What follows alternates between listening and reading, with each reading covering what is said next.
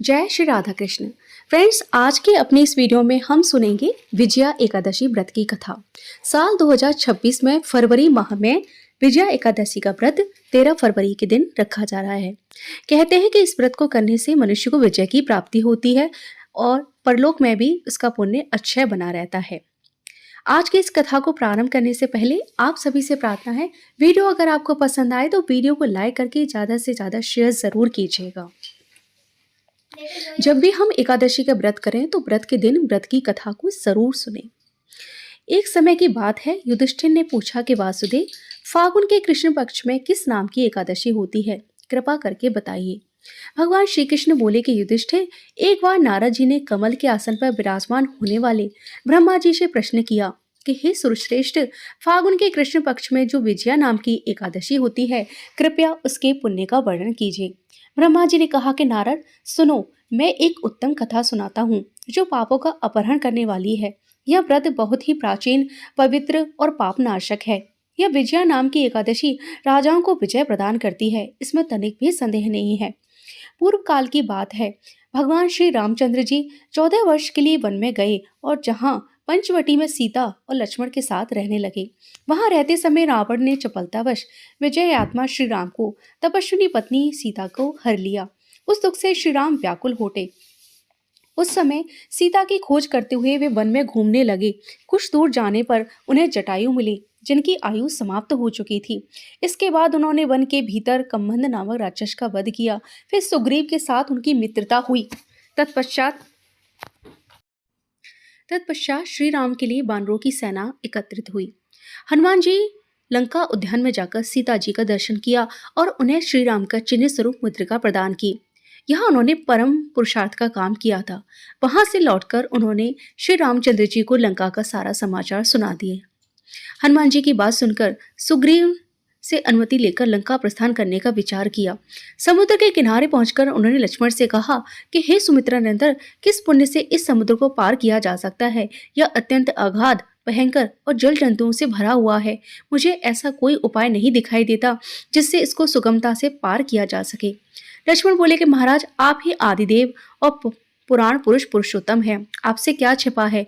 यहाँ द्वीप के भीतर बकधाल्व्य नामक मुनि रहते हैं। यहाँ से आधे योजन की दूरी पर उनका आश्रम है। हे रघुनंदन, उन प्राचीन मुनीश्वर के पास जाकर उनसे इसका उपाय पूछिए। श्री रामचंद्र जी महामुनि से मिलने के लिए चले गए। वहां पहुंचकर उन्हें मस्तक झुकाकर मुनि को प्रणाम किया। मुनि उनको देखते ही पहचान गए कि ये पुराण पुरुषोत्तम श्री राम है, जो किसी कारणवश मानव शरीर में अवतीर्ण हुए हैं। उनके आने से महर्षि को बड़ी प्रसन्नता हुई। उन्होंने पूछा कि श्री राम, आपका कैसे यहाँ आगमन हुआ? श्री राम बोले कि ब्राह्मण, आपकी कृपा से राक्षसों सहित लंका जीतने के लिए सेना के साथ समुद्र के किनारे आया हूँ। मुने, अब जिस प्रकार समुद्र पार किया जा सके वह उपाय बताइए और मुझ पर कृपा कीजिए। ऋषि ने कहा कि प्रभु, फागुन के कृष्ण पक्ष में जो विजया नाम की एकादशी होती है, उसका व्रत करने से आपकी विजय होगी। निश्चय ही आप अपनी वानर सेना के साथ समुद्र को पार कर लेंगे। राजन, अब इस व्रत को फलदायक विधि से सुनिए। दशमी का दिन आने पर एक कलश स्थापित करें। वह सोने, चांदी, तांबे अथवा मिट्टी का भी हो सकता है। उस कलश को जल से भरकर उसमें पल्लव डाल दें। उसके ऊपर भगवान नारायण की मूर्ति को विराजित करें। फिर एकादशी के दिन प्रातःकाल स्नान करें। कलश को पुनः स्थिर पूर्व स्थापित करें। माला, चंदन, सुपारी, नारियल आदि के द्वारा विशेष रूप से उसका पूजन करें। कलश के ऊपर सप्तधान और जौ रखें। गंध, धूप, दीप, भांति के नैवेद्य से पूजन करें। कलश के सामने बैठकर सारा दिन उत्तम कथा वार्ता आदि के द्वारा व्यतीत करें।